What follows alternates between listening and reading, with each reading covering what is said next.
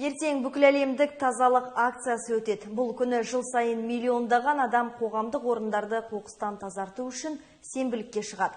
Табиғат жанашырлары маңғыстаулықтарды да жылдағы дәстүрден жаңылмай, жаһандық акцияға қатысуға шақырады. Айта кетейін, өткен жылы бұл шараға 169 елдің еріктілері қатысып, өздері тұратын аймақтың көшелерін, саябақтары мен ормандарын қоқыстан тазартуға атсалысқан. Акция 12 жылдан бері өткізіліп келеді. Уақытта көп қоқыстар малы оймаша сояқта жиналып жатыр.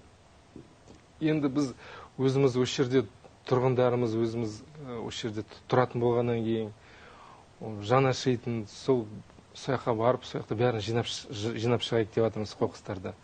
Енді өзіміз сояққа барғанда бәрін шақырып жатырмыз халықты, адамдарды, сосын кім жаны ашитын адамдарға бәрін сояққа шақырамыз.